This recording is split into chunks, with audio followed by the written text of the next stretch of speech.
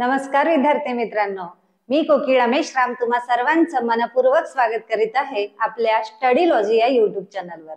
विद्यार्थी मित्रांनो, मागच्या व्हिडिओमध्ये आपण हेलन केलर हा पूर्णपणे लेसन जो आहे तो अभ्यासलेला आहे, कंप्लीट केलेला आहे आणि ह्या व्हिडिओमध्ये आता आपल्याला त्यावरचे मार्जिनल क्वेश्चन्स त्याबरोबरच त्याच्यावरचं वर्कशॉप हे बघायचं आहे। Let's begin with guess the meaning of, म्हणजे आता हे काही आहे आपण शब्दार्थांपासून सुरुवात करूया। इममेजरेबल कॉन्ट्रास्ट म्हणजे काय होते? अतुलनीय विरोधाभास। म्हणजे याचा अर्थ हे कोणत्या अर्थाने आपल्या चॅप्टर मध्ये आलेले आहेत? तर जेव्हा हेलन केलरला मिस सुलिव्हन ह्या भेटायला येतात तेव्हा त्यांनी वर्णन केलेलं आहे की हेलन केलर ह्या डीप तसेच ब्लाइंड होत्या आणि त्यांना शिकवणारी व्यक्ती ही काय होती? थोडे हेल्दी होत्या, म्हणून दोन विरोधाभास असणाऱ्या व्यक्तींचं तिथं भेट होणार होती आणि म्हणूनच त्यांनी हे शब्द वापरलेले आहेत। कोणते? इममेजरेबल कॉन्ट्रास्ट। आपल्याला यांचे फक्त अर्थ इथे जाणून घ्यायचे आहेत, आपल्या चॅप्टर मध्ये दिलेले आहेत म्हणून। त्यानंतर जो वर्ड आहे तो म्हणजे इव्हेंटफुल डे। कुठला आहे? इव्हेंटफुल डे म्हणजे काय होते? घटनात्मक दिवस। त्याच्यानंतरचा आहे अपटर्न। अपटर्न म्हणजे उलटले। त्याच्यानंतरचा आहे अनकॉन्शियसली म्हणजे त्या बेशुद्ध झालेल्या होत्या तेव्हाचा तो शब्द आहे बेशुद्ध। त्याच्यानंतर आहे व्हाईट डार्कनेस म्हणजे पांढरा अंधार। जेव्हा त्यांनी स्वतःच्या मनाची अवस्था ह्या समुद्रामध्ये अडकून पडलेल्या शिप सोबत केलेली होती। जसं शिपला बाहेर निघायचं असतं, किनाऱ्यावर पोहोचायचं असतं, परंतु जेव्हा तिथे डेन्स फॉग येतात म्हणजे पांढरे धुके येतात आणि त्या शिपला तिथून बाहेर पडता येत नाही आणि त्याची जेव्हा जशी अवस्था होते तशीच अवस्था त्या हेलन केलरची झालेली होती आणि म्हणूनच त्यांनी स्वतःची तुलना त्या शिप सोबत करताना कोणते शब्द वापरले होते? White darkness. त्याच्यानंतरचा आहे प्रेड अपॉन मी। याच्यानंतर इथे इंग्लिश मध्ये त्याचा अर्थ लिहायचा होता आणि म्हणून मी ते इंग्लिश मध्ये त्यांचा मीनिंग लिहिलेला आहे। प्रेड अपॉन मी याचा अर्थ होतो had a negative and harmful effect on me. म्हणजे ज्या गोष्टीचा आपल्यावर नकारात्मक परिणाम होतात, प्रभाव पडतो, त्याला काय म्हणतात? Preyed upon me. त्याच्यानंतर आहे लँगर म्हणजेच काय? लॅक ऑफ ऍक्टिव्हिटी आणि टायर्डनेस। जेव्हा आपल्याला थकवा येतो, आपण निराश होतो, तेव्हा त्याला काय म्हणतात? लँगर। त्याच्यानंतरचा आहे सक्सिडेड म्हणजेच फॉलोड। एखाद्याला आपण फॉलो करतो तसा याचा अर्थ होतो। त्याच्यानंतर आहे प्लमेट अँड साऊंडिंग आणि त्याचा अर्थ होतो a line with a plumb use to measure the depth of water. म्हणजे समुद्राची खोली किती आहे हे वापरण्यासाठी ज्याचा उपयोग केला जातो त्याला म्हणतात प्लमेट अँड साऊंडिंग लाईन। त्याच्यानंतर आपल्याला आता मार्जिनल क्वेश्चन्स अभ्यासायचे आहेत। तर चॅप्टर मध्ये पहिला क्वेश्चन आपल्याला विचारलेला आहे the author refers to two contrasting emotions, what are they? म्हणजे त्यांनी दोन इमोशन्स वापरलेले आहेत पाठामध्ये, त्या कोणत्या आहेत हे आपल्याला विचारलेलं आहे। तर त्याचा आन्सर आहे बघा, पहिली इमोशन्स आहे the first is when her teacher and Sullivan came in her life and she was filled with wonder. बघा, जेव्हा त्या 19 मंथच्या होत्या तेव्हा त्यांचं जीवन कसं झालं होतं? डेफ आणि ब्लाइंड। आणि तेव्हापासून नंतर 7 वर्षाच्या होईपर्यंत त्याच अंधारामध्ये, त्याच निराशामध्ये त्या जगत आलेल्या होत्या। तोच एम्प्टीनेस, तोच टायर्डनेस, तोच अँगर, ह्या सगळ्यांमुळे त्या हेलन केलर काय होत्या? खूप दुखावल्या गेलेल्या होत्या। आणि जेव्हा तो दिवस आला, जेव्हा त्यांच्या जीवनामध्ये एक प्रकाश आला, लाईट आला, रे होप आली की कोणत्या? त्यांना त्यांच्या जीवनात एक दिवशी कोण आल्या? त्यांच्या टीचर अँड सुलिव्हन। तो एक दिवस त्यांनी म्हटलेला आहे की एक ही भावना होती जी माझ्या जीवनामध्ये खूप काय घेऊन आलेली होती? वंडर। त्याच्यानंतर दुसरा आहे बघा, on the afternoon of that eventful day she guessed vaguely from her mother's signs and guessed something unusual was about to happen. आणि ज्या दिवशी त्या भेटायला येणार होत्या त्या दिवशी त्यांच्यामध्ये तिच्या आईच्या वागण्यामध्ये थोडस गडबड जाणवलेली होती. त्या सारख्या टू अँड फ्रो करत होत्या, लगबग होती, धावपळ चालली होती आणि त्यावरूनच त्यांना असं जाणवलं की आपल्या आज घरामध्ये काहीतरी विशेष घडणार आहे. ह्या ज्या 2 गोष्टी होत्या त्या 2 गोष्टींमुळे त्यांना काहीतरी वेगळं घडणार आहे याची जाणीव झालेली होती आणि ह्याच त्या 2 घटना होत्या.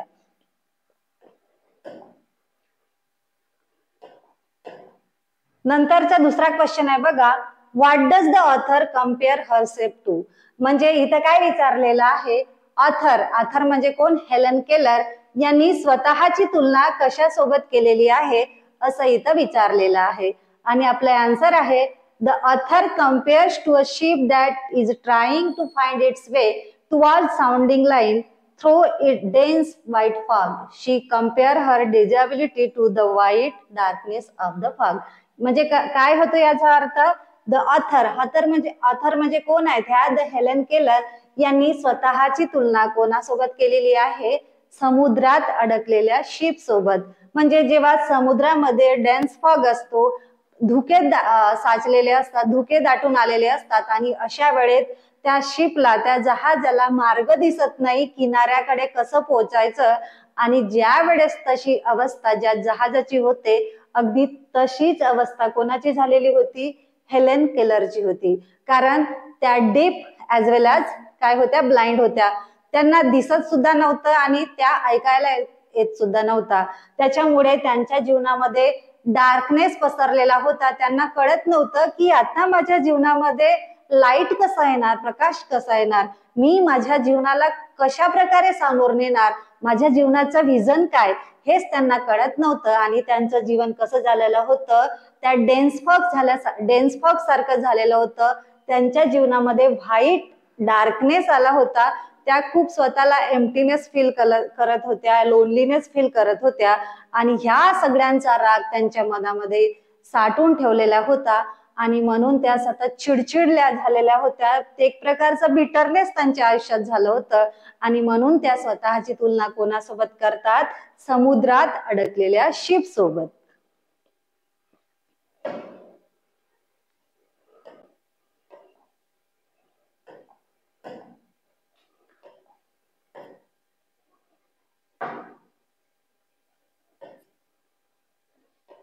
त्याच्यानंतरचा 3rd क्वेश्चन बघूया, what did young Helen's teacher do when they first met. आता इथे काय विचारलेलं आहे की जेव्हा पहिल्यांदा त्यांची टीचर मिस सुलिव्हन या जेव्हा हेलन केलरला भेटल्या तेव्हा त्यांनी सर्वात आधी काय केलं. तर आन्सर बघून घेऊया. When Helen met her teacher for the first time she caught Helen hand and held her close in her arms. म्हणजे काय होते याचं की जेव्हा त्या पहिल्यांदा हेलन केलर अँड सुलिव्हनला भेटल्या तेव्हा त्यांनी त्यांचे हात आपल्या हातात घट्ट पकडले आणि त्यांना काय केली, मिठी मारली. त्याच्यानंतरचा 4था क्वेश्चन आहे, question number 4. What is the difference between finger play, spelling a word mechanically and writing a meaningful word. म्हणजे याचा अर्थ काय होतो, बोटांशी खेळणे म्हणजे बोटांनी काहीतरी खेळणे, एखाद्या शब्दाची स्पेलिंग लिहिणे आणि मिनिंगफुल शब्द लिहिणे यांच्यामध्ये डिफरन्स इथे विचारलेला आहे आणि आपण तो कसा हे आन्सर द्वारे बघूया. आन्सर आहे, a finger play means learning to spell using fingers. Finger play म्हणजे काय, बोटांचा वापर करून एखादी स्पेलिंग लिहिणे. आता ज्या व्यक्ती डेफ असतात, ब्लाइंड असतात, तेव्हा त्यांनी टचचा आधार घेतला जातो. टचचा आधार घेऊनच ते एखाद्या स्पेलिंग किंवा एखाद्या शब्दाचा ते अर्थ म्हणजे जाणण्याचा प्रयत्न करत असतात. Hand movements are coordinated with the words to engage and sustain children's interest. Finger plays can be in the form of songs or charts. आता जे बहिरे असतात आणि आंधळे असतात तेव्हा ब्रेल लिपीच्या साहाय्याने ते शब्दांना शिकत असतात किंवा भाषा शिकत असतात. त्याच्यानंतर आहे spelling word mechanically means learning the words using touch in the beginning. म्हणजे आता एखाद्या आपण तर फिंगरच्या साहाय्याने एखादा शब्द लिहितो, परंतु त्याचा अर्थ मिनिंगफुल वर्ड लिहिणे म्हणजे काय होतो, टचच्या सहाय्याने आपल्याला प्रॉपर अर्थ त्याचा काय आहे हे जाणून घेण्यासाठी आपण कशाचा वापर करतो? टचचा वापर करतो सुरुवातीला. इट हॅड जस्ट लिमिटेशन, आणि त्याला काय असते? लिमिटेशन असते. Writing a meaningful words. आता मिनिंगफुल वर्ड्स लिहिणे म्हणजे अर्थपूर्ण शब्द लिहिणे म्हणजे काय होतो? Writing a word knowingly its meaning properly. आणि शब्दपूर्ण अर्थ लिहिणे म्हणजे काय होते? की एखाद्या गोष्टीचा परिपूर्ण अर्थ माहित असणे आणि तो शब्द लिहिणे. आपल्याला माहित असल्यानंतर आपण तो लिहितो, त्यालाच काय म्हणतात? Meaningful word. आणि जस्ट आपण फिंगरच्या साहाय्याने कुठलाही शब्द लिहितो त्याला म्हणतात फिंगर प्ले. आणि नंतर आहे mechanic, spelling a word mechanically, म्हणजे शब्दांच्या साहाय्याने किंवा स्पेलिंगच्या साहाय्याने एखादा शब्द बनवणे.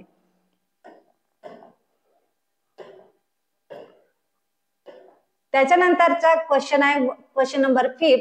What is the difference between wordless sensation and thought? याचा अर्थ काय होतो?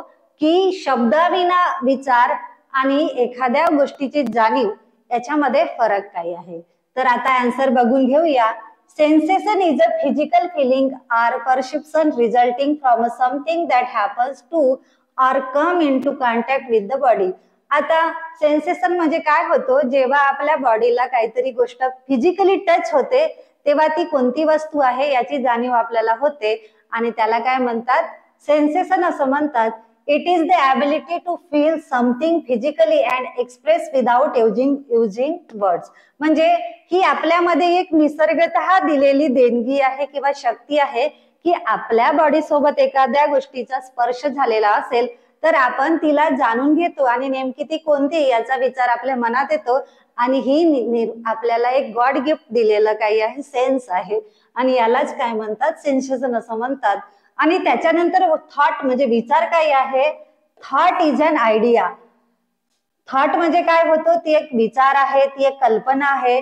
R opinion produce by thinking or occurring suddenly in the mind. आणि विचार म्हणजे काय? आपण एखाद्या गोष्टीचा विचार करतो तेव्हा सडनली काय की आपल्या मनात एखादा विचार येतो, त्या गोष्टीला काय म्हणतात? विचार म्हणतात. Sensation is different from thought. आता ह्या दोन्ही काय आहेत? दोन्ही गोष्टी वेगवेगळ्या आहेत. Thoughts are generated centrally in the brain and sensation occur at different places. आता जे विचार आहेत ते आपल्या मेंदूतून आपल्याला येत असतात. जेव्हा आपण काहीतरी विचार करतो तेव्हा ते विचार आपल्या मनात येत असतात. तर सेन्सेशन काय असते? एखाद्या ठिकाणी आपण कुठेही गेलो आणि एखाद्या ऑब्जेक्टशी आपलं काय झाला? टच झाला तर ती जी फिलिंग येते त्याला काय म्हणतात? सेन्सेशन असं म्हणतात.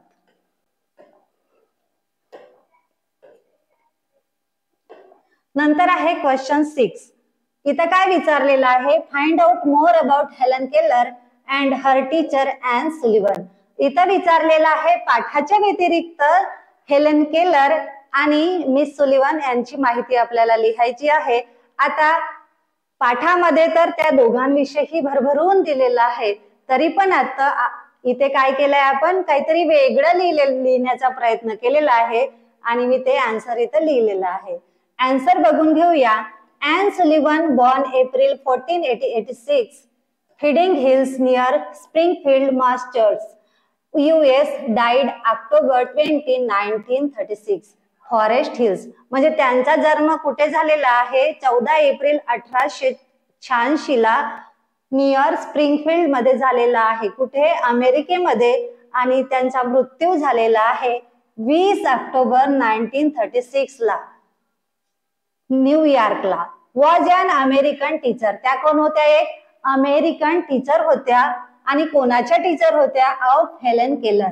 Widely recognized by her achievement in the educating to a high level a person without sight, hearing or normal speech. ज्यांना बोलता येत नाही, ज्यांना ऐकू येत नाही, ज्यांना दिसत नाही, अशा व्यक्तींसाठी त्यांनी आयुष्यभर आपलं कार्य केलेलं आहे आणि त्यांच्यासाठी दिलेलं त्यांचं योगदान त्यांची खूप मोठी अचीवमेंट होती.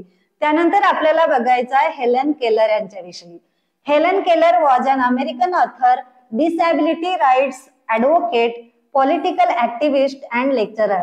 आता हेलन केलर कोण होत्या? ॲन सुलिव्हन बद्दल तर आपल्याला माहिती झालेली आहे की ॲन सुलिव्हन ह्या अमेरिकन टीचर होत्या ज्यांनी हेलन केलरवर अख्खा आयुष्य काम केलेलं आहे आणि त्यांची ग्रेट अचिव्हमेंट होती ती म्हणजे त्यांनी आंधळ्या, बहिऱ्या आणि ज्यांना बोलता येत नाही अशा व्यक्तींसाठी आपलं सर्वस्व योगदान जीवनभर केलेलं आहे किंवा दिलेलं आहे आणि त्या हेलन केलरच्या टीचर होत्या.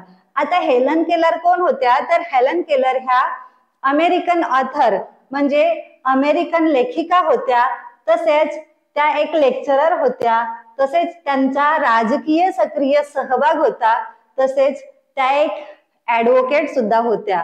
आता यांचं जीवन कहाणी आपण अभ्यासलेलंच आहे पाठामध्ये की त्या अगदी 2 वर्षाच्या आधीच मुक्या आणि बहिऱ्या झालेल्या होत्या, तरी सुद्धा त्यांनी शिक्षण घेतलं, त्यांनी ह्या आपल्या अपंगत्वावर मात केली आणि त्या कशा झाल्या, एक लेखिका म्हणून प्रसिद्ध पावल्या, एक लेक्चरर बनल्या आणि त्यांचा राजकारणात सुद्धा सक्रिय सहभाग होत्या. Born in West Alabama, she lost her sight and her hearing after a bout of illness when she was 19 months old.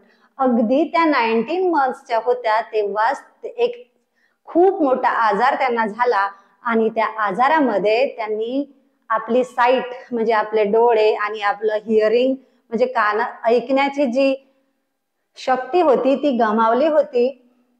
She then communicated primarily using home signs until the age of 7. जेव्हा त्या 7 वर्षाच्या होणार होत्या किंवा 7 वर्षापर्यंत त्यांनी टचचा आधार घेऊन किंवा काही सायन्स यूज करून त्यांनी प्रायमरी एज्युकेशन घेतलं आणि नंतर त्यांच्या जीवनामध्ये आल्या मिस ॲन सुलिव्हन आणि त्यानंतर त्या बोलायला शिकल्या थोडंफार, नंतर त्या लिहायला सुद्धा शिकल्या. त्यांना एक प्रत्येक गोष्टीला प्रॉपर मिनिंग असतो आणि प्रत्येक शब्दाचा एक अर्थ असतो. हे कोणाच्या साहाय्याने त्यांना कळलं तर त्यांना मिस सुलिव्हन त्यांच्या साहाय्याने कळलेलं होतं. When she met her first teacher, Miss Sullivan, Keller's biography, The Story of My Life, published her education and life with Sullivan. आता सुलिव्हननी त्यांच्या जीवनामध्ये कसं कार्य केलं, त्यांना कसं मोठं केलं, त्यांच्या जीवनाला कशी विजन दिली, हे सगळं त्यांनी कुठे लिहिलेलं आहे त्यांच्या पुस्तकामध्ये, जिचं नाव आहे the story of my life. काय आहे, हेलन केलरची त्यांची बायोग्राफी आहे ती म्हणजे कोणती बुक आहे, the story of my life. आणि या पुस्तकामध्ये त्यांचं सगळं आत्मचरित्र लिहिलेलं आहे.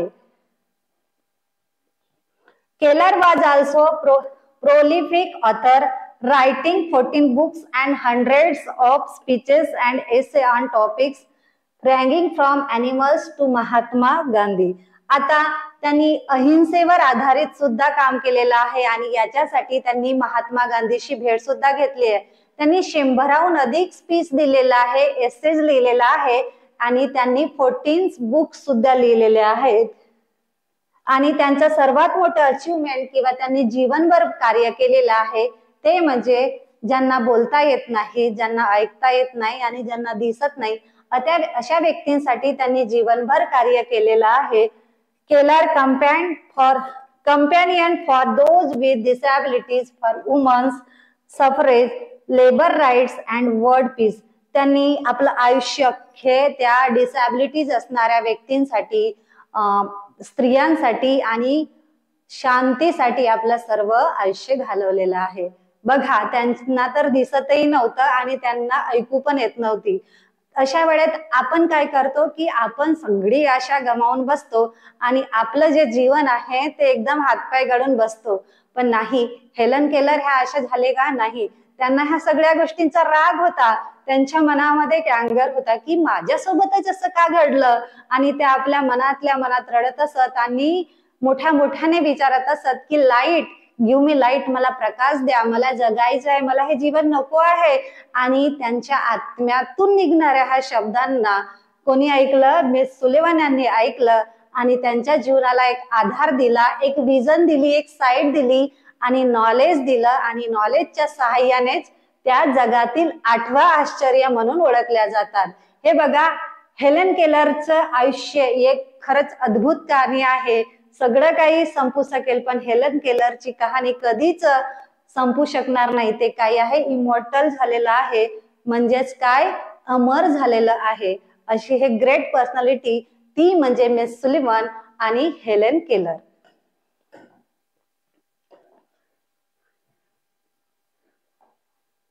नंतर 7 क्वेश्चन आहे, what were the barriers, how could they B swept away. आता त्यांच्या जीवनामध्ये कुठले कुठले बॅरियर्स होते, कुठले कुठले अडथळे होते आणि यामधून त्यांनी कशी सुटका करून घेतली हे इथं विचारलेलं आहे. आणि त्याचं आन्सर आहे बघा, when the Helen Keller realise that every object had a name. म्हणजे जेव्हा त्या ॲन सुलिव्हन सोबत म्हणजे शिकत होत्या तेव्हा अचानक एक दिवस त्यांना साक्षात्कार झाला, रिअलायझेशन झालं की every object had a name. प्रत्येक वस्तूला एक काय असते, नाव असते. आणि त्यातूनच त्यांच्या जीवनात, त्यांच्या मनामध्ये एक नवीन विचार उगवला, त्यांच्या मनामध्ये काहीतरी स्फुरलं, काहीतरी जाणवलं आणि त्यानंतरच त्या खूप आनंदून गेलेल्या होत्या. Each name gave birth to a new thought.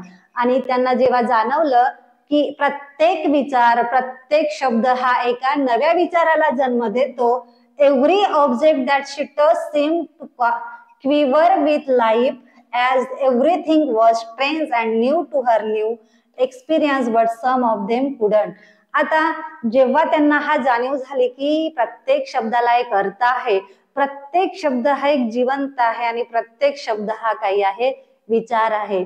त्यानंतर त्यांनी प्रत्येक शब्द म्हणजे प्रत्येक वस्तूला, ऑब्जेक्टला त्या स्पर्श करत आणि त्यातून त्यांना असं जाणवत होतं, असं सेन्सेशन यायचं की प्रत्येक गोष्ट थरथरत आहे, क्विवर करत आहे, प्रत्येक शब्दाला जिवंतपणा आहे असं त्यांना जाणवत होतं. आणि ह्या सगळ्या गोष्टी त्यांना एक दिवस साक्षात्कार, रिअलायझेशन झालेलं होतं. आणि यानंतरच त्यांच्या जीवनामधले आलेले सगळे बॅरियर्स हळूहळू काय झालेले होते, स्वेप्ट झालेले होते, सुटका झालेली होती त्यांची किंवा गळून पडलेले होते. त्यानंतर आहे question 8, why did Helen feel repentance and sorrow. म्हणजे याचा काय होतं, काय अर्थ होतो की ज्या यंग हेलन होत्या, अगदी जेव्हा त्या लहान होत्या तेव्हा त्या यंग हेलनला दुःख आणि पश्चाताप का बरं झालेलं होतं. आणि त्याचा आन्सर असा आहे, when young Helen broke her new doll into pieces she had no idea that every part of it had a name. आता त्यांना खूप एक दिवस राग आलेला होता जेव्हा मिस सुलिव्हन ह्या यंग हेलनला शिकवत होत्या की तू जे खेळत आहे ती तुझी डॉल आणि मी जेव्हा माझ्या स्टुडंट कडून आणलेली जी एक ऑब्जेक्ट आहे त्या दोन्ही वस्तू काही आहेत, सेम आहेत. Both name is doll. म्हणजे प्रत्येक दोघांनाही एकच नाव आहे आणि दॅट इज डॉल. दोघी वस्तू एकच आहेत आणि डॉल. ही गोष्ट त्यांना समजून देण्याचा जेव्हा हेलन केलरला प्रयत्न करत होत्या आणि त्यावेळेस त्या कन्फ्यूज झाल्या हेलन केलर आणि हे सगळं त्यांच्या मनामध्ये घुसत नव्हतं आणि त्यांचा राग अनावर झाला. आणि जेव्हा त्यांना कळलं नाही आणि त्यांनी काय केलं, ती न्यू डॉल फेकून दिली आणि तिचे तुकडे तुकडे पसरलेले होते. त्यावेळेस त्यांना हे माहिती नव्हतं की त्या प्रत्येक पार्टला काय असतं, नाव असतं. But when she realise that every object that excited has a name. म्हणजे जेव्हा पण एके दिवशी त्यांना रिअलायझेशन झालं की प्रत्येक वस्तूला काय असते, नाव असते, त्यांच्या मनामध्ये सेन्सेशन जागृत झालं, तेव्हा त्यांनी पाहिलं शी सा everything with strange new site. आता तेव्हा त्यांना काय जाणवलं की प्रत्येक वस्तूला एक नाव असतं, प्रत्येक वस्तूला एक स्ट्रेंजपणा असतं. आणि तेव्हा त्यांच्या मनाला वाटलं की आपण जी गोष्ट तोडलेली आहे ती सुद्धा एक डॉल आहे किंवा जी मी जिच्याशी खेळत आहे अगदी तशाच प्रकारचं आहे. आणि ते कळल्यानंतर त्यांना काय वाटलं, त्या आपण जी डॉल फोडली त्याचं दुःख वाटलं किंवा रेपिंटन्स वाटलं. म्हणजे त्या गोष्टीचा त्यांना काय झाला, पश्चाताप झालेला होता.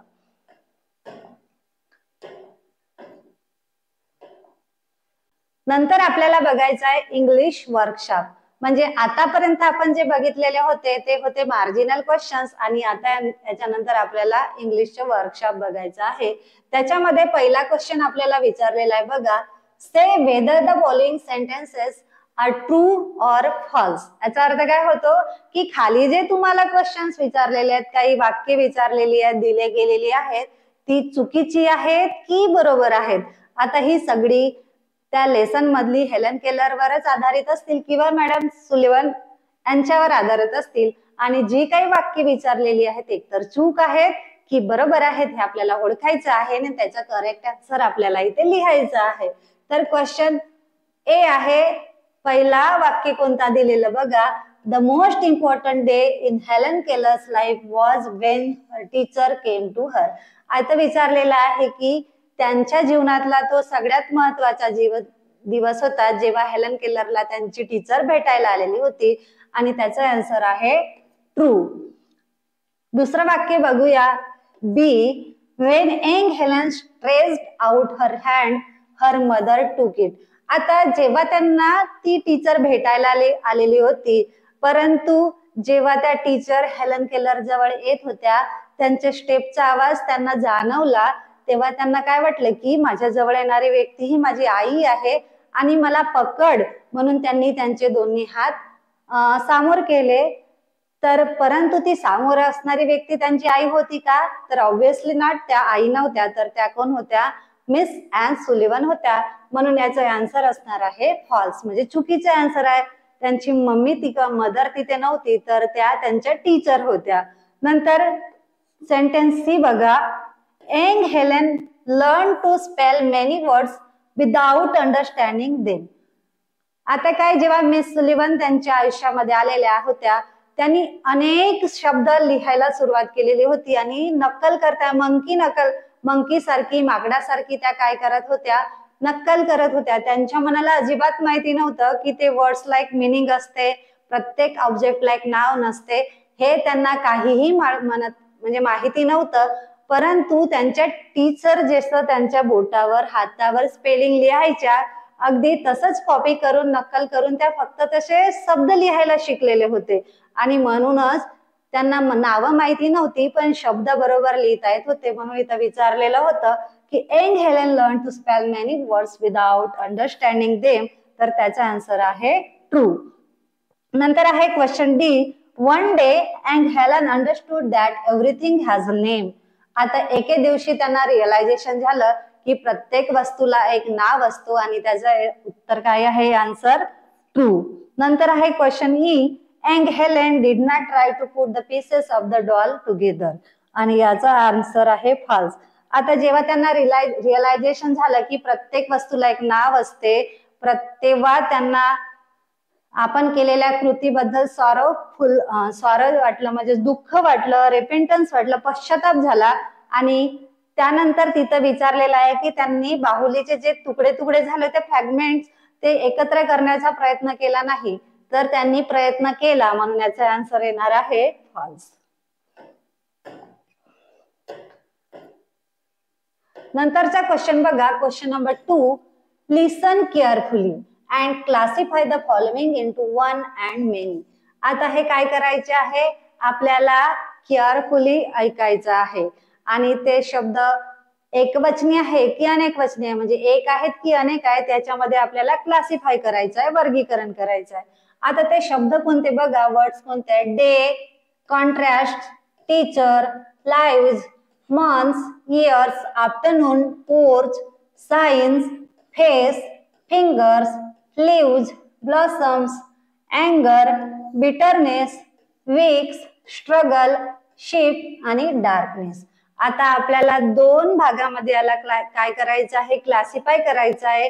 एक मध्ये वन म्हणजे एकवचनी असणारे, आणि मेनी म्हणजे अनेक वचनी असणारे. तर बघून घेऊया. वन मध्ये काय येईल? Day, teacher, afternoon, porch, face, अँगर, शिफ्ट, स्ट्रगल. आणि मेनी मध्ये काय येणार? Contrast, leaves, months, years, signs, fingers, leaves, blossoms, bitterness, weeks आणि डार्कनेस.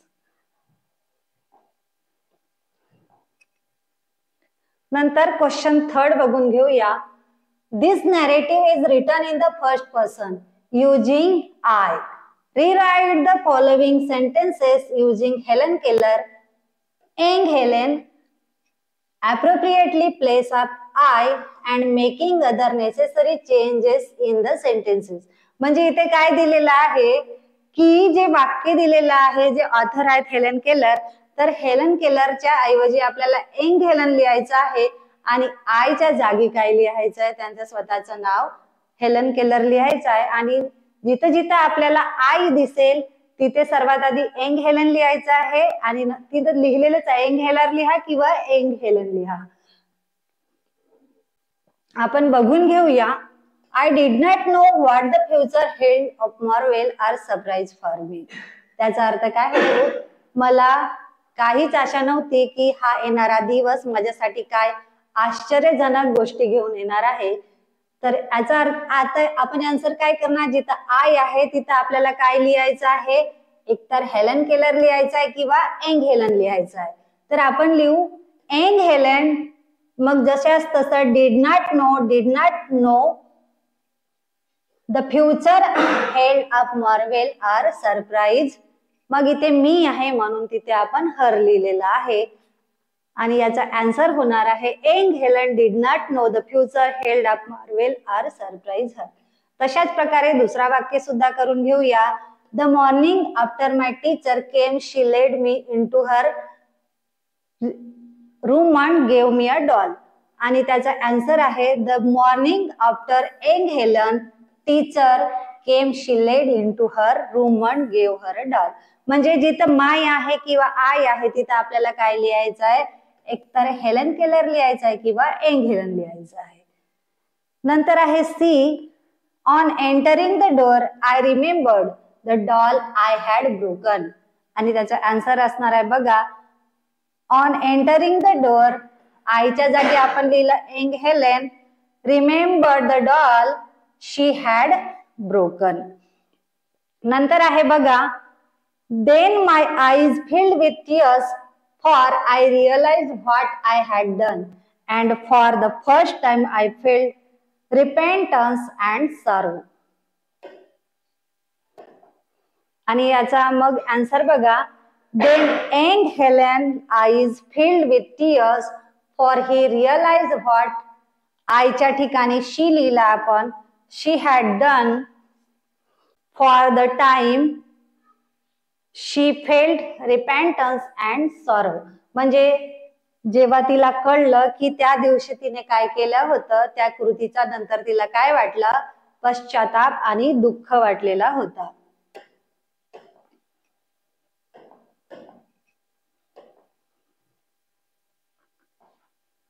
नंतर क्वेश्चन 4 बघा, read the following sentences and frame at least 2 relevant questions on each. आता काय एक वाक्य दिलेलं आहे, त्याच्यावर 2 आपल्याला क्वेश्चन्स तयार करायचे आहेत. तर एक्झाम्पल म्हणून इथे एक लिहिलेलं आहे बघा, I was like that ship before my education begin. आणि आपल्याला क्वेश्चन कशाने स्टार्ट लिहायचं आहे, एकतर हु नी, व्हॉट नी किंवा व्हेन नी.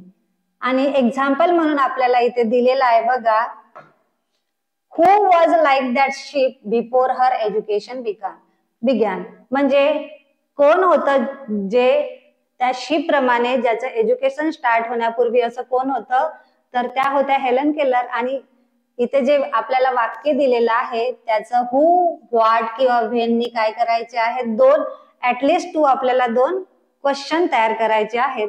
आणि आपण आता बघून घेऊया वाक्य, one day I was playing with the new doll. आणि आता आपल्याला ह्या सेंटेन्सचा काय करायचं आहे, आपल्याला क्वेश्चन तयार करायचे आहे with the help of who, what and when. आणि आपण तयार करू, when was I playing with the new doll. आता मी माझ्या डॉल सोबत केव्हा खेळत होती. आणि नंतरचा वाक्य आपण तयार केलेला आहे, what was I doing Monday. याचा अर्थ काय होईल की मी एके दिवशी काय करत होते. नंतर सी बघून घेऊया, I learn a great many new words that day. मी एके दिवशी खूप सारे शब्द बनवायला शिकले. आता ह्या वाक्याचा आपल्याला क्वेश्चन्स तयार करायचे आहेत, म्हणजे प्रश्न तयार करायचे आहेत. कशाच्या सहाय्याने, हुने, व्हॉटने किंवा व्हेनने. आणि आपल्याला ऍटलिस्ट 2 क्वेश्चन तयार करायचे आहेत. तर बघा ते आपण केलेले आहेत. What did I learn that day. मी त्या दिवशी काय शिकले. आणि दुसरा आहे who learn many words that day. त्या दिवशी खूप सारे शब्द कोण शिकले, असं याचा अर्थ आहे. नंतर बघा question D, she brought my hat. आणि आपल्याला याचे 2 वाक्य क्वेश्चन तयार करायचे आहेत. व्हॉट डिड शी ब्रिंग, आणि दुसरं काय आहे, हु ब्रॉट माय हॅट. नंतर ई बघा, we walk down the path to the well house. आम्ही कुठे गेलो होतो, विहिरीकडल्या रस्त्याने चालत गेलेलो होतो. आणि ह्या वाक्याचे आपल्याला 2 प्रश्नार्थक वाक्य तयार करायचे आहेत. वेअरनी केलेला आहे आपण एक बघा, where did we walk down, आम्ही कुठे गेलेलो होतो, आणि who walk down the path to the well house, आणि कोण गेलेले होते, वेल पाथ कडे कोण गेलेले होते. आणि नंतर एफ बघा, that living word awaken my soul, आणि त्या शब्दांनी माझ्या अंतर्मनाला जागृत केलं, असं याचा अर्थ होतो. आणि त्याचे आपल्याला प्रश्न बनवायचे आहेत.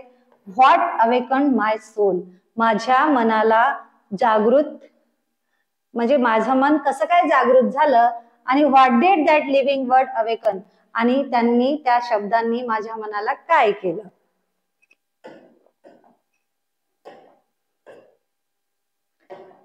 नंतरचा क्वेश्चन बघा, write about your own experience, do you remember on occasion when you did something successfully for the first time.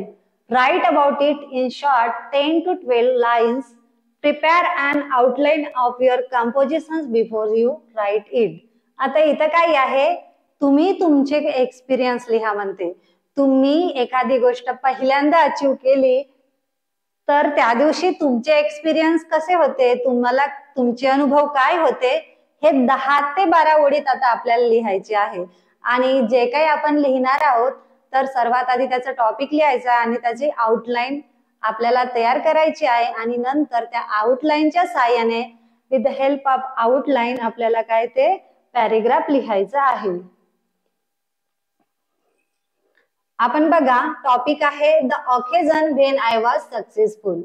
आपण आउटलाईन म्हणून काही मुद्दे पण लिहिलेले आहे. And assignment to write a poem on nature, to take a help to write a poem, collecting some words from for poem writing give pleasure and joy, to present a poem in the class memorable occasion. ह्या outline द्वारे आता आपल्याला एक para लिहायचा आहे जो मी लिहिलेला आहे. When our teacher gave us an assignment to write a poem on nature, it was quite a difficult job for me. एके दिवशी आमच्या सरांनी आम्हाला नेचरवर निसर्गावर पोएम लिहायला सांगितली आणि तो माझ्यासाठी अतिशय कठीण गोष्ट होती. I tried my level best to arrange some words but I could not do it successfully.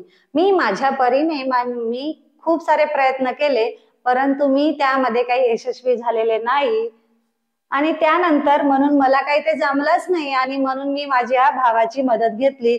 Then I took the help of my brother, आणि यासाठी मी माझ्या भावाची मदत घेतली. He guided me how to do it.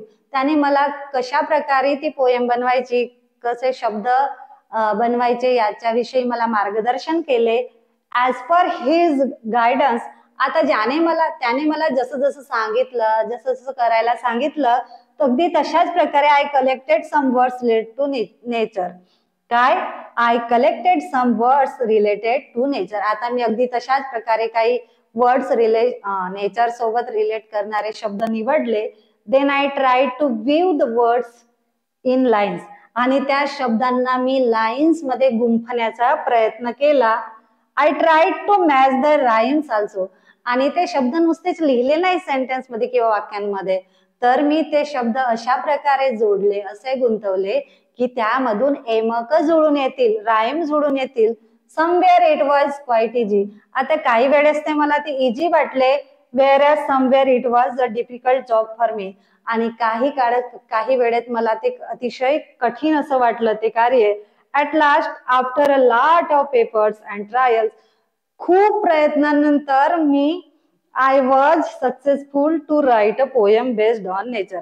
असे मी खूप प्रयत्न केले, कधी जमलं, कधी नाही जमलं, कधी विस्कळलं, आणि असे करता करता मी खूप सारे प्रयत्न करता एकदा अखेर मी त्या कामामध्ये सक्सेस झाली. म्हणजेच नेचरवर पोएम लिहिण्यासाठी मी सक्सेस झाली आणि मी एक छोटीशी का होईना एक पोएम फायनली लिहून काढली. It gave me immense pleasure and Joy. आता ते सगळं झाल्यानंतर मी केलेल्या अथक प्रयत्नानंतर जेव्हा मी फायनली ती पोयम लिहिली नेचरवर आधारित, आणि ती पोयम वाचून मला खूप अशा प्रकारचं काय मिळालं, आनंद वाटला, एक समाधान मला भेटला. आणि when I read it in the class, आणि ती मी खूप प्रयत्नानंतर बनवलेली पोयम जेव्हा मी माझ्या क्लासमध्ये वाचली सर्वांसमोर, I got good praise and applause from the teacher as well as from many classmate. आणि जेव्हा मी ती पोयम माझ्या क्लास समोर वाचली तेव्हा ती पोयम ऐकून सगळ्यांनी माझ्यासाठी काय वाजवल्या, टाळ्या वाजवल्या. आणि माझ्या टीचरनी मला कौतुक केले, माझं काय केलं, कौतुक केलं. It was really memorable occasion for me. आणि ते माझ्यासाठी सर्वात काय होतं, एक विलक्षण अनुभव होतं किंवा तो माझ्यासाठी अविस्मरणीय माझ्या जीवनातला काय होता, एक मोमेंट होता, क्षण होता. ते मी सर्वात आधी म्हणजे पहिल्यांदा केलेलं होतं, मला काहीच जमत नव्हतं. त्याच्यासाठी मी माझ्या भावाची मदत घेतली. त्याने मला थोडंफार गायडन्स केले की how to make poem on nature. काही प्रयत्न केले, मी काही शब्द कलेक्ट केले नेचरवर आधारित, त्यांना गुंफण्याचा प्रयत्न केले, लाईन्स बनवले. काही वेळा विस्कटले, काही जमलं नाही, काही वेळा खूप इझी वाटलं, काही वेळा खूप कठीण वाटलं. आणि फायनली मी एकदाची एक पोएम लिहिली आणि ती पोएम वाचून मला खूप आनंद झाला. आणि जेव्हा मी ते क्लासमध्ये सर्वांसमोर वाचली तेव्हा सगळ्यांनी माझ्यासाठी टाळ्या वाजवल्या. आणि हा सर्वात मोठा अविस्मरणीय क्षण माझ्यासाठी त्या दिवशी होता. नंतरचा क्वेश्चन बघा, gather more information about the following. Different types of इम्पेअरमेंट that limit a persons activity or make it difficult for him or her to mix with others in society. आता अशा कोणत्या कोणत्या इम्पेअरमेंट आहेत, डिसॅबिलिटीज आहेत आपल्या समाजामध्ये, त्यांचं आपल्याला काय करायचं आहे, कलेक्शन करायचं आहे, ते आपल्याला माहिती करून घ्यायचे आणि त्या आपण आन्सर मध्ये लिहिलेल्या आहेत. Different types of इम्पेअरमेंट that limit a persons activity. ह्या सगळ्या गोष्टी जर एखाद्या व्यक्तीमध्ये असल्या, ह्या डिसॅबिलिटीज जर व्यक्तीमध्ये असल्या, मानवामध्ये असल्या, तर त्यांच्या जीवनाला काय येतात, लिमिटेशन्स येतात, मर्यादा असतात. जर एखाद्याचे हातपाय गळाले असतील तर त्याला चालायला लिमिटेशन्स येतात, त्याला लिहायला लिमिटेशन्स येतात. ज्यांना ऐकायलाच येत नाही त्यांना समोरच्या व्यक्ती काय बोलत आहे त्याचे भावना कळायला लिमिटेशन्स येतात. ज्यांना दिसत नाही तर त्यांना समोरचे जग किती सुंदर आहे, किती विविधतेनं भरलेलं आहे, हा निसर्गाचा साक्षात्कार किंवा ब्युटिफुलपणा त्याला बघायला भेटत नाही, ह्या लिमिटेशन्स असतात. तर त्या कोणत्या कोणत्या आहेत त्या आपण एकत्र केलेल्या आहेत. बघूया. व्हिज्युअल इम्पेअरमेंट म्हणजे ज्यांना दृष्टीहीन दोष असतो, ज्यांच्यामध्ये त्यांना खूप लिमिटेशन असतात कारण समोर काय चाललंय हे त्यांना कळतच नाही. नंतर आहे हिअरिंग इम्पेअरमेंट, ज्यांना ऐकू येत नाही त्यांच्यासाठी पण लिमिटेशन्स आहेत. इम्पेअरमेंट ऑफ स्पीच प्रोडक्शन, आता ज्यांना बोलताच येत नाही तर ते आपल्या मनातील भावना दुसऱ्यांसोबत कसं प्रकट करू शकतात, कसं कन्व्हर्सेशन करू शकतात, ह्या गोष्टी त्यांच्यासोबत पॉसिबल होऊ शकत नाही आणि त्यांच्यासोबत काय ह्या लिमिटेशन्स येतात. इम्पेअरमेंट ऑफ लँग्वेज कॉम्प्रिहेन्शन, ज्यांना भाषेचा म्हणजे अभाव असतो, भाषेसंबंधी काही जर त्यांना डिसॅबिलिटीज असली त्यांनाही लिमिटेशन्स येतात. नंतर आहे इंटेलेक्च्युअल इम्पेअरमेंट आणि रीडिंग इम्पेअरमेंट, ज्यांना वाचण्याशी आणि बौद्धिक क्षमता ज्यांच्या असक्षम असतात त्यांच्यासाठी खूप लिमिटेशन्स येत असतात. नंतरचा आहे how modern technology can be use to overcome these problem. आता आपल्या जगाने एवढी प्रगती केलेली आहे, तर इतकी मॉडर्न टेक्नॉलॉजी आहे, तर आपण अशा डिसॅबिलिटीज वर कशा प्रकारे मात करू शकतो इथे विचारलेलं आहे. आपल्यामध्ये काही इम्पेअरमेंट असतात, चालण्याशी, बोलण्याशी, ऐकण्याशी, दिसण्याशी, तर त्याच्यावर मॉडर्न टेक्नॉलॉजीचा उपयोग करून त्याची मदत घेऊन आपण ह्या गोष्टींवर, ह्या डिसॅबिलिटीजवर कसं ओव्हरकम करू शकतो हे इथं विचारलेलं आहे. बघा. Modern technology has been playing an important role in our day to day life, but it is more useful for the disabled people than the common man in the society. आपल्या जीवनामध्ये modern टेक्नॉलॉजीचा आपण day to day life मध्ये खूप उपयोग करतो आणि आपलं जीवन काय झालेलं आहे, सुखमय झालेलं आहे, हॅपी झालेलं आहे, इझी झालेलं आहे. आपण रिमोटच्या साहाय्याने टीव्ही चालू करतो, म्हणजे चालत जाऊन बटन दाबण्याचे कष्ट आपले वाचले.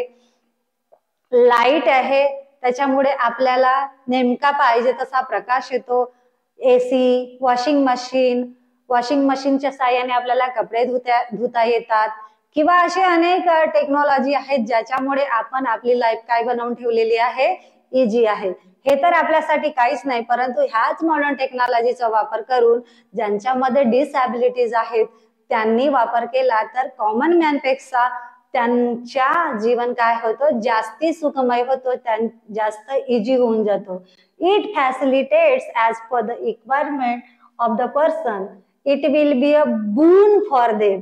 आता ज्यांना जशी गरज आहे तशा गोष्टीची, तशा एड्सची त्यांना जर गरज आहे, त्यांना तशा वस्तू प्रोव्हाइड केल्या तर त्यांचे जीवन काय होईल, हॅपी प्लस इझी होऊन जाईल.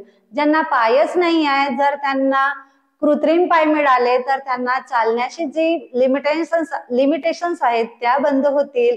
ज्यांना हिअरिंग एड असेल किंवा जर आय प्रॉब्लेम असतील तर त्यांचं ऑपरेशन आहेत किंवा व्हीलचेअर्स आहेत, अशा अनेक गोष्टींद्वारे त्यांचं जीवन काय होतं, हॅपी प्लस इझी होऊन जातो. आणि हे मॉडर्न टेक्नॉलॉजी अशा व्यक्तींसाठी काय आहे, बून आहे, काय आहे, वरदान आहे. Devices like caption televisions, live speech captioning, telecommunication device for the deaf are useful for hearing impairments. In the same way, other devices based on the modern technology are also available for other impairments. ज्यांना बोलता लिहिता येत नाही अशा गोष्टींसाठी, अशा लोकांसाठी सुद्धा एड्स आहेत. ज्यांना चालता येत नाही अशा लोकांसाठी सुद्धा एड्स आता आलेले आहेत. पायाचा वापर, व्हीलचेअरचा वापर, हिअरिंग एड्स किंवा टेलिकम्युनिकेशन्स करणारे ऑडिओ बुक, ब्रेल लिपीच्या साहाय्याने सेन्सेशनद्वारे आपल्याला लिहिता वाचता येते. आणि हा सगळ्या मॉडर्न टेक्नॉलॉजीचा वापर करून आपण आपलं जीवनामध्ये काय करू शकतो, एक विजन ठेवू शकतो आणि आपली लाईफ काय करू शकतो, बेटर करू शकतो.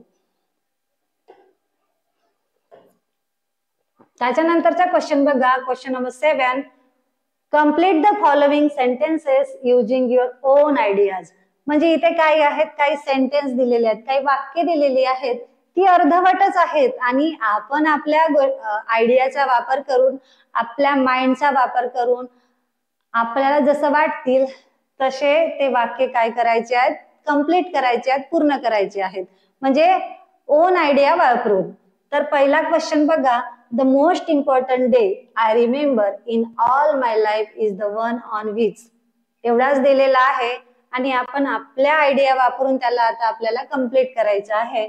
तर answer will be the most important day I remember in all my life is one on which I gave speech in a school.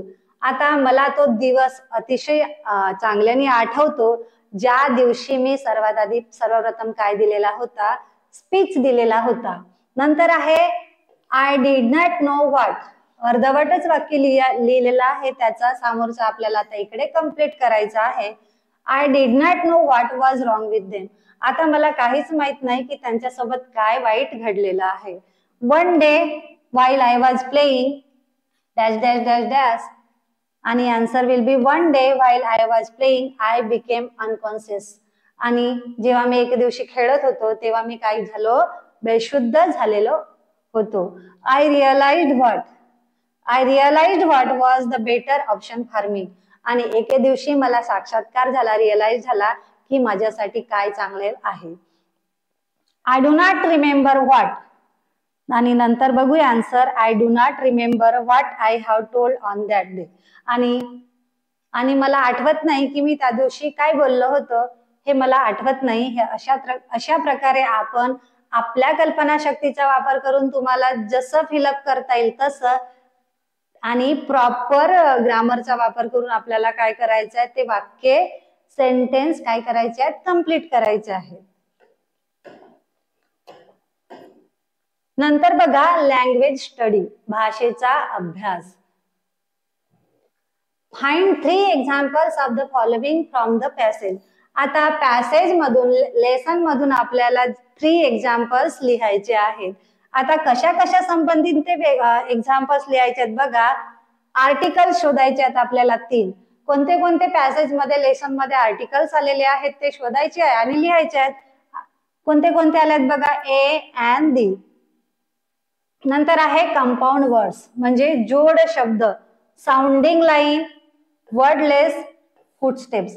आता मी तुम्हाला मागे सांगितलेली होती की मागच्या एका व्हिडिओमध्ये सांगितलेली की हे कंपाऊंड वर्ड्स जे आहेत ते एकतर मधात लाहीन ठेवून आलेले असतात किंवा एकदम 2 वर्ड एकमेकाला कनेक्ट करून आलेले असतात किंवा 2 वर्ड अलग अलग लिहून पण आपण त्याला कंपाऊंड वर्ड म्हणतो. म्हणजे जसं फूट आहे आणि स्टेप्स आहे, 2 वर्ड आहेत परंतु एकत्र केले तर त्याचा एक शब्द होतो आणि हे तिन्ही काही आहे शब्द कंपाऊंड वर्ड आहेत.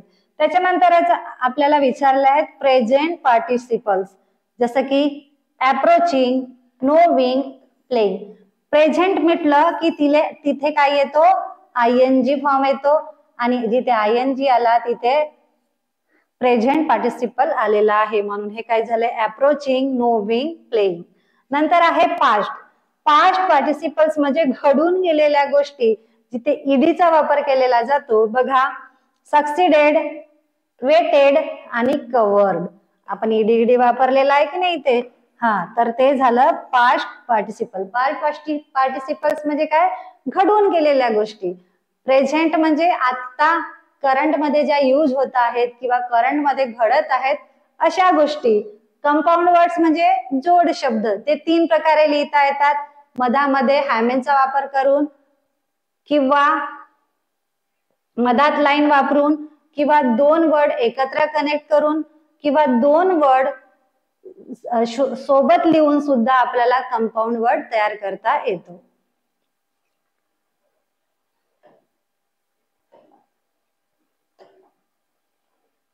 तर विद्यार्थी मित्रांनो, हे होते आपले Helen Keller and and Sullivan या चॅप्टर वरचे मार्जिनल क्वेश्चन्स तसेच वर्कशॉप. पुढच्या व्हिडिओमध्ये आपल्याला नवीन चॅप्टरला सुरुवात करायची आहे, ते म्हणजे मार्क ट्विन यांच्याबद्दल. जर तुम्हाला आमचा हा व्हिडिओ आवडला असेल तर आमच्या व्हिडिओला लाईक करा आणि आमच्या चॅनलला सबस्क्राईब करा. पुन्हा भेटूया पुढच्या व्हिडिओमध्ये. तोपर्यंत धन्यवाद.